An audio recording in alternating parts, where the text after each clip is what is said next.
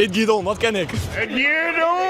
Dat is wel netjes, dat is een begin. Ja, maar voor de rest, nee. I hope to see a lot more internationals and get cultured by the Friesland.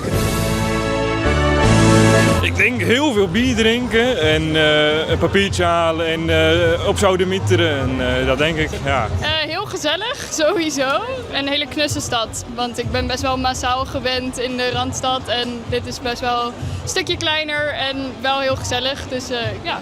Dat valt je wel. Ja, ik denk het wel. Zeker. Ik denk veel gezelligheid. Ik vind het een hele mooie stad, vind ik ook. Ik ben al een paar rondjes wezen lopen.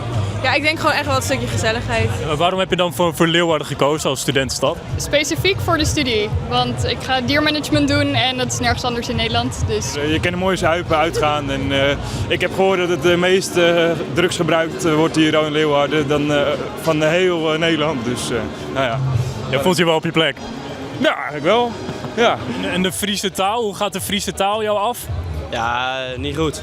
Nee, ik versta er geen beat van. Ik spreek 0 woorden Fries.